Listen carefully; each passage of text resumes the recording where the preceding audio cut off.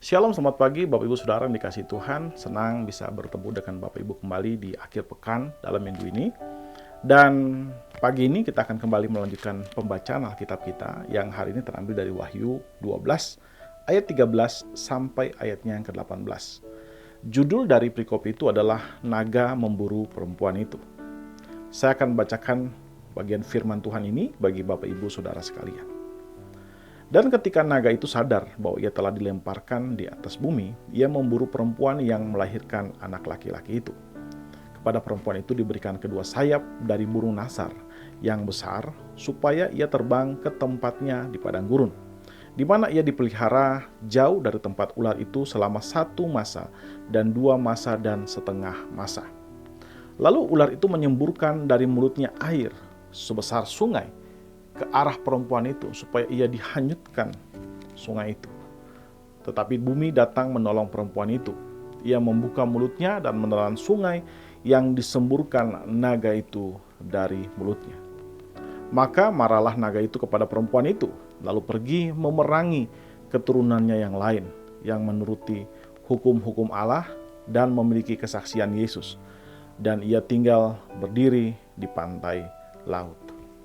Saudara yang dikasihi Tuhan, di dalam perikop yang baru saja kita baca, itu dijelaskan tentang naga yang merupakan lambang dari atau simbol dari iblis atau dari setan yang berusaha menyerang perempuan, yang merupakan gambaran dari umat Tuhan. Digambarkan di sana bahwa umat Tuhan dikejar untuk dimusnahkan oleh kuasa iblis ini atau setan ini di akhir zaman ini. Dan di dalam perikop itu kita juga melihat bagaimana perlindungan Allah ketika Allah menjaga dan melindungi umatnya dari serangan iblis. Saudara, di ayat 14 dikatakan pada saat naga itu memburu perempuan itu, maka Tuhan memberikan perempuan itu sayap yang besar supaya dapat terbang di padang gurun. Dan kemudian dikatakan juga bahwa Tuhan juga melindungi perempuan itu dari semburan naga itu. Penglihatan-penglihatan ini merupakan gambaran tentang kesulitan yang akan dialami oleh umat Tuhan pada zaman-zaman akhir.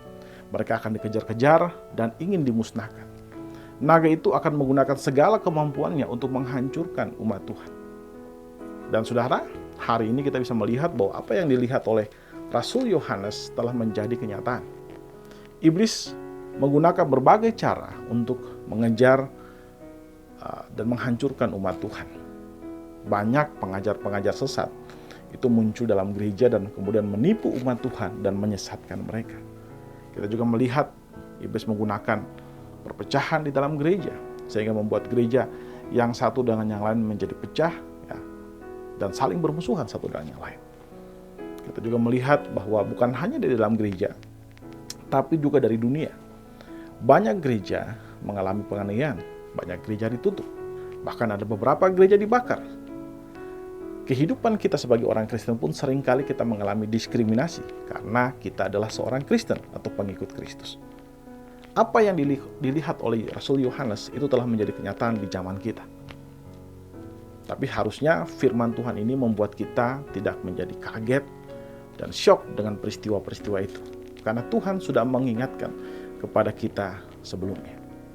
Tapi menariknya bahwa ketika kita melihat bagian ini, kita menemukan bahwa di tengah-tengah berbagai kesulitan yang kita hadapi, kita melihat bagaimana Tuhan menyertai umatnya dan Tuhan melindungi umatnya. Saudara, renungan pagi ini mengajarkan kita untuk menyadari bahwa ada tantangan besar yang dihadapi oleh umat Tuhan. Dan hendaklah tantangan itu tidak membuat kita menjadi tawar hati, tetapi membuat kita semakin bergairah untuk melayani Tuhan dan mengikut Tuhan. Karena apa yang dikatakan oleh Alkitab ternyata benar, bahwa kita akan mengalami berbagai macam penindasan. Tapi Alkitab juga bukan hanya bicara tentang penindasan yang kita alami. Alkitab juga berbicara tentang pemeliharaan Allah yang akan kita alami di tengah-tengah penindasan itu. Dan karena itu, meskipun ada banyak tantangan yang kita hadapi, baik dari dalam maupun luar, tapi kita harus percaya bahwa Tuhan akan melindungi kita. Dan itu yang menjadi kekuatan bagi kita, yaitu kita percaya kepada pimpinan Tuhan dan kepada perlindungan Tuhan. Itu yang akan membuat kita bisa terus menjadi kuat di dalam Tuhan, sambil bergantung kepada kuasa Roh Kudus. Saudara, mari Kita mengambil waktu sejenak untuk merenungkan firman Tuhan yang baru saja kita dengarkan ini. Saudara, apakah saudara sebagai orang Kristen saat ini sedang mengalami tekanan, diskriminasi, dan penindasan karena saudara adalah seorang pengikut Kristus? Saudara, mari kita mengambil waktu sejenak untuk mendoakan hal tersebut. Berdoalah meminta anugerah Tuhan melalui Roh Kudus untuk memberikan kepada kita kemampuan untuk dapat setia kepada Kristus dalam menghadapi berbagai penindasan yang kita alami sebagai umat Allah.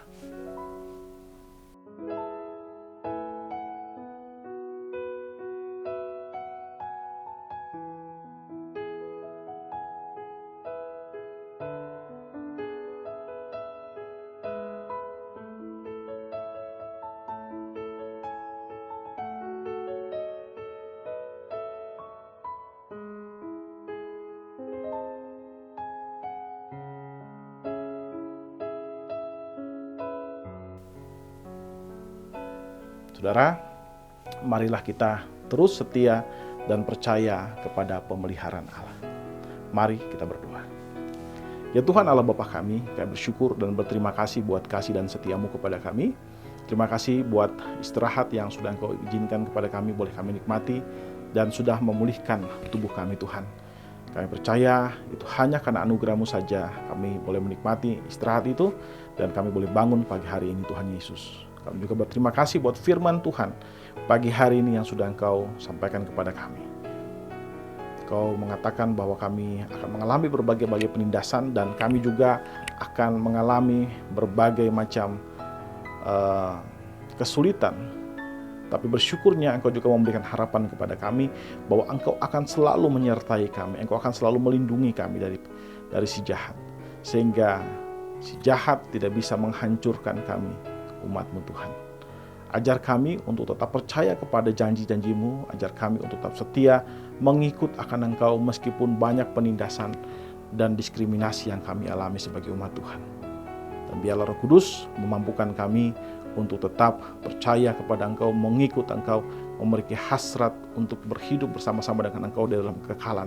Sehingga dengan hasrat itulah kami akan terus menjalani kehidupan kami sebagai seorang Kristen dengan memiliki kasih yang teguh kepada Engkau Tuhan Yesus. Terima kasih Bapa. Kami serahkan hidup kami dalam tangan-Mu Tuhan. Apapun yang kami kerjakan hari ini dari pagi, siang, sampai malam nanti, biarlah kami kerjakan hanya untuk kemuliaan nama-Mu saja. Di dalam nama Tuhan Yesus kami berdoa kepada Bapa Surgawi. Haleluya. Amin. Amin. Bapak Ibu Saudara yang dikasihi Tuhan, demikian firman Tuhan pada pagi hari ini. Selamat pagi, selamat beraktivitas, dan Tuhan Yesus memberkati kita semua.